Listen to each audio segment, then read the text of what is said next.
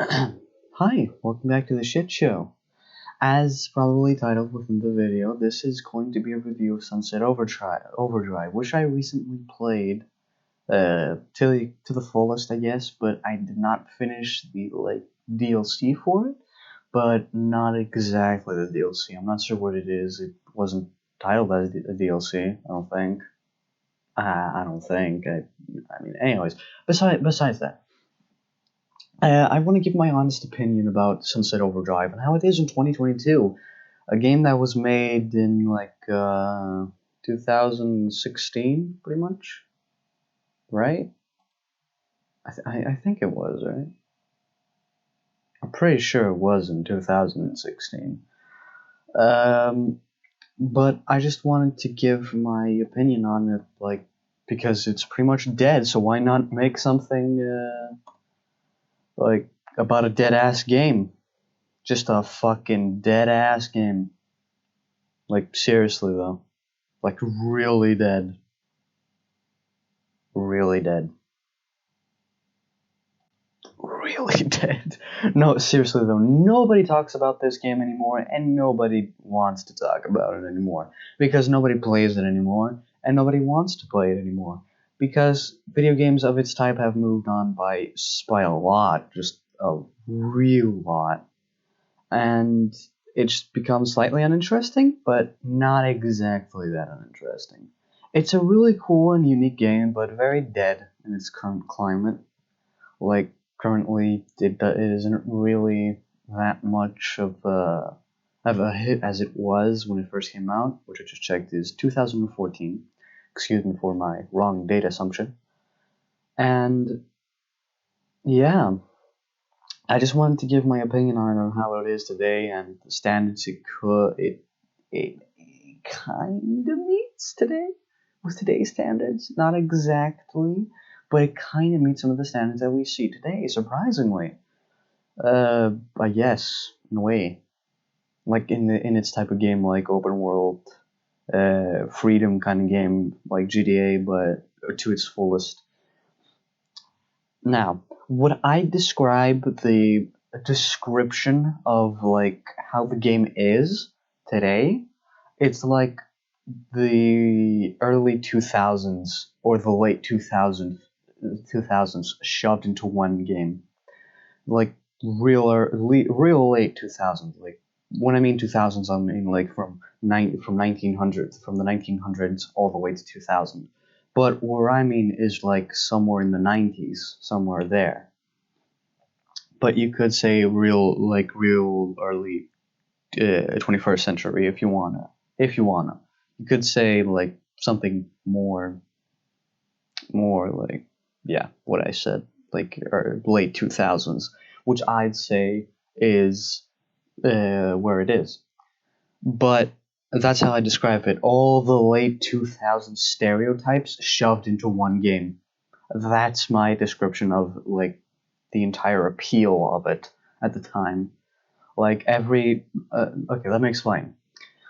Every person you meet within the game is pretty much just a stereotype.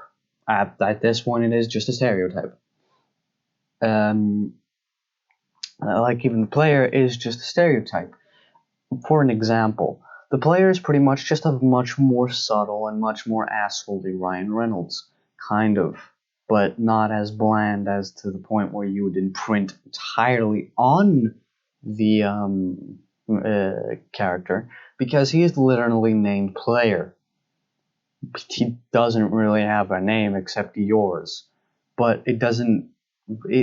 This is the problem with the player character. He does not have much of a character, but he also does have much of a character to the point where you can't imprint on him, which most games do today, unless they are like a more titled and more like popular franchise, like God of War, for example. It's a open world game and has a non-bland character, which would be Kratos, and you can't really imprint on him because he's an entire character within that universe and not a bland casket you can imprint yourself on. Which is what most open world games of its kind are doing. Making a bland casket, putting the player as that casket or wanting the player to put themselves as that casket and just go wild with their imagination rather than the game itself, which is kind of sad if you think about it, because unless it's more like you don't really enjoy the game, you enjoy the story that the game wants you to think you are in, like putting yourself within it, which is not really something that people are probably looking these days anymore because it's just outdated. Nobody wants that anymore. Far Cry 5, for an example, is like a prime example for what we wanted. We don't want an entirely fucking blank casket of a main character. So yeah, Sunset Overdrive did something pretty different there, but also kind of confusing. But I want to get into the characters real quick. The characters of Sunset Overdrive are just plain old fucking stereotypes. They made that quite obvious within the first few hours of me playing it, because one of the characters stated, I don't have the recording of it, but one of the characters stated that we're all stereotypes in someone's eyes, which they were. Like, they were designed to be stereotypes. The entire characters were stereotypes. Like actually, they were all stereotypes. Like, be it racist, be it, well, actually no, there weren't very many controversial stereotypes. There were only a few, but they weren't that controversial.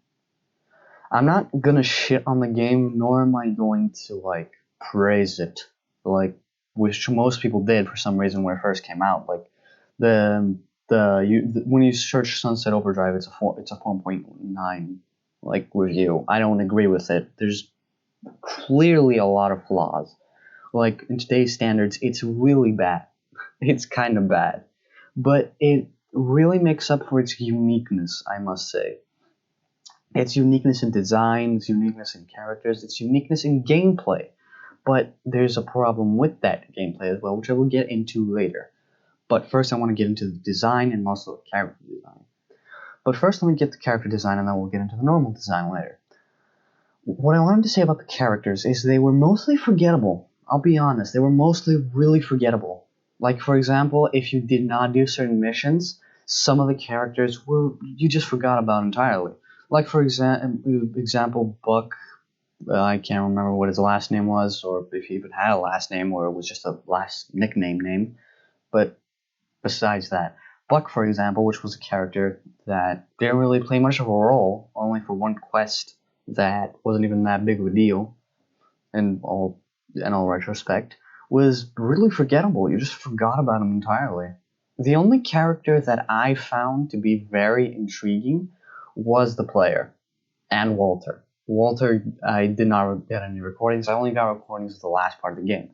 But, spoilers, Walter is a friend of yours that you meet. This is the first survivor you first meet within the Sunset Overdrive universe when you're a player, and he pretty much just guides you, and for the first few parts. But they cut him off immediately after you help him. Like, when you help him a lot, like they cut him off immediately. He's just dead. He's real dead.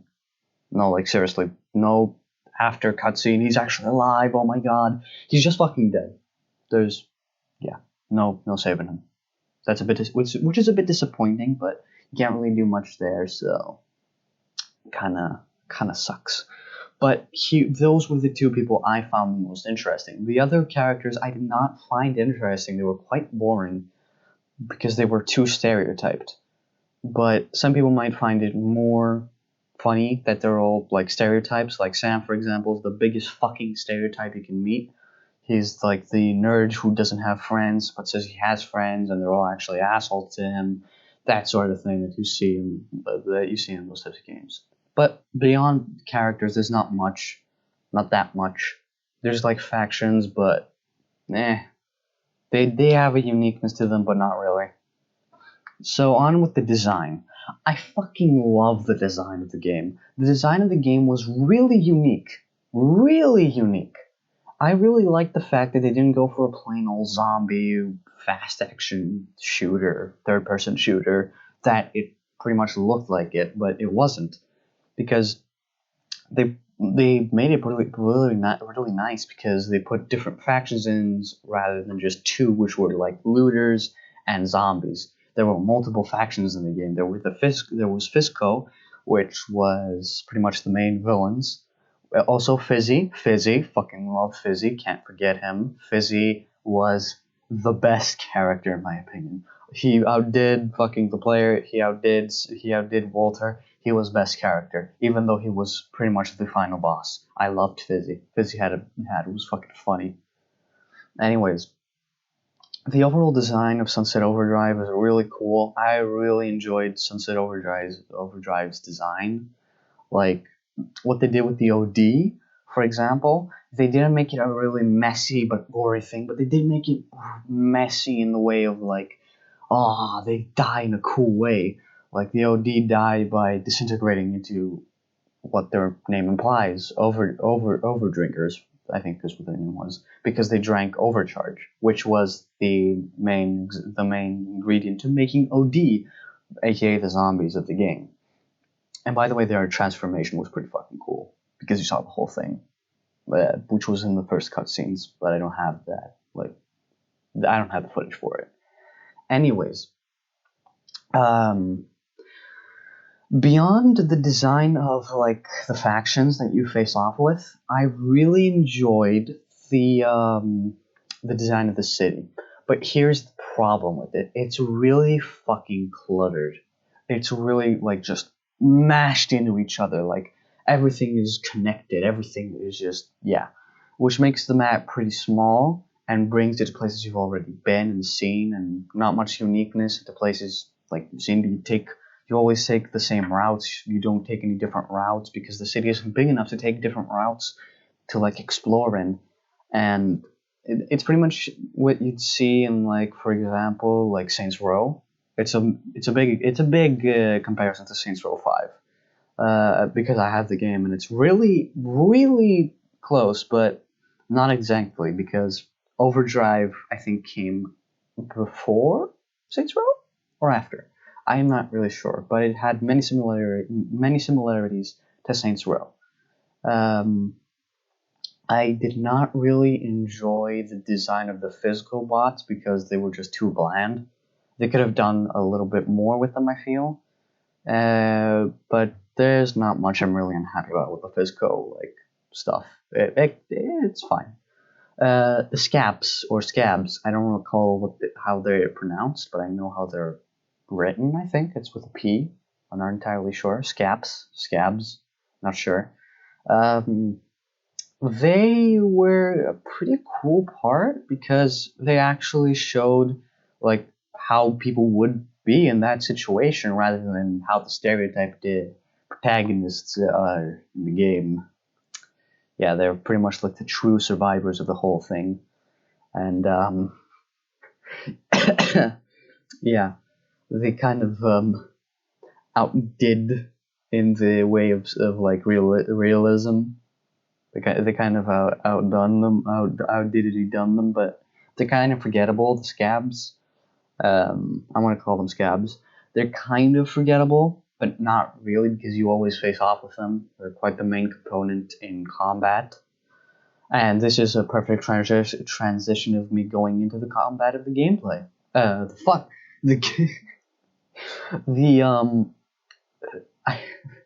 gameplay, the combat of the game, which is very unique. I really enjoyed the combat. The combat is very fast action and fast paced. It's very unique in how they attempted to make it like fast paced, as in like not in your first person shooter games, but they pretty much took aspects of, like, I'd say Assassin's Creed with, I guess, I don't know, I'm not exactly sure, but they made a lot of parkour involved in their combat, which made it very unique. But this was the first game that ever gave me like a headache from its combat, like an actual headache from its combat, because it's so fast paced, which kind of ruins it, but also kind of makes it better. It ruins it because it's just too fast, because most of the game is combat based. Every encounter you have just goes by pretty fast, like really fast, unless there's a glitch or something. And then pretty much every encounter you have is not slow at all and not tedious a little bit, not like gotta work for it. It's just slow, really slow. I did not enjoy that. No. I mean, it's too fast, but it also feels too slow. It's kind of a strange thing because it's slow when you don't do combat and you like travel around and stuff. It feels really slow because it is slow. It actually took me 10 minutes to go across the city, which is actually a pretty small map if you think about it. But outside of the combat, I'd say the game does not have much content.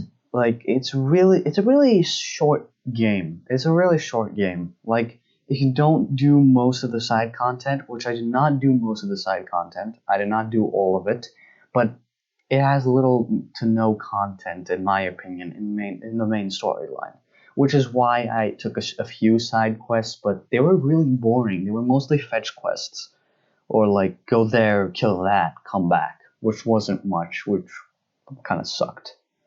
But they did put kind of an honest effort in most of their like quests. Like some of them were pretty fucking cool. Like for example, after you defeat Fizzy for the first time, because there's a first time when you defeat Fizzy. Fizzy is like I explained, the main villain, blah blah blah.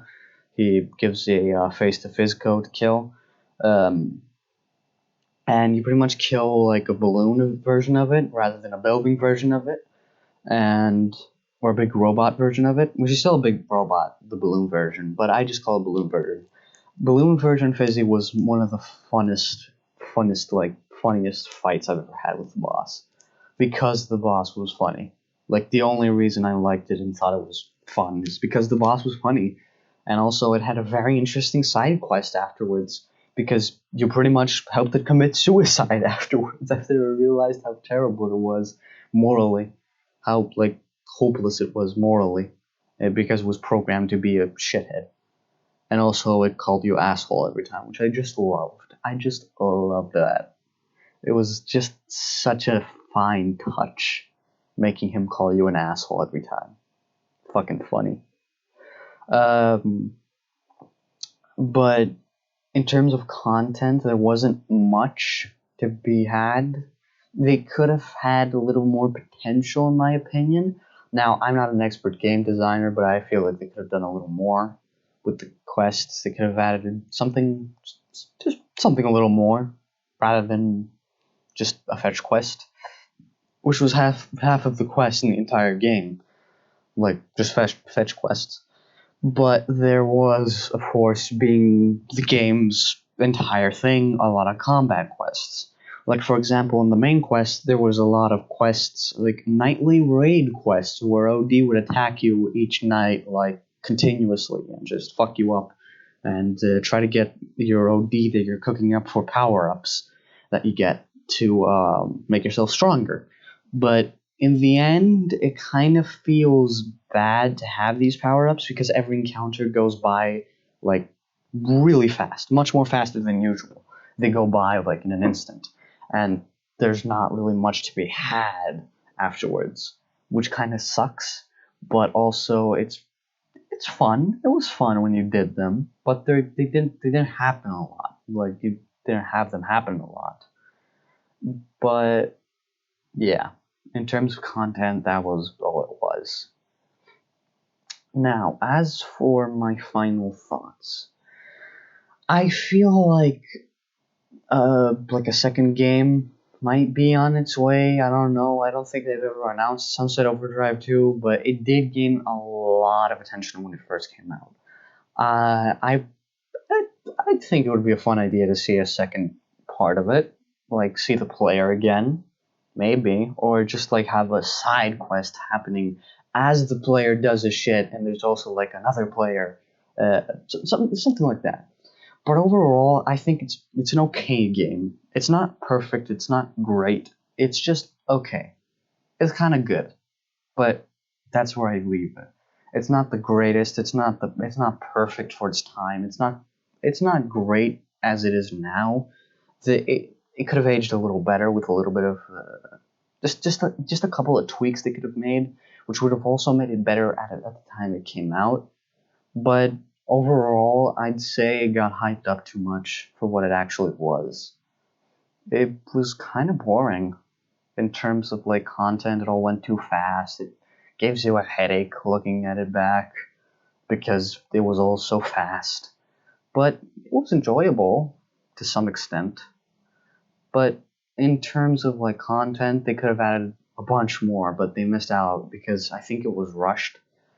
But overall, they did a really good job in terms of like it being rushed because it was so hyped.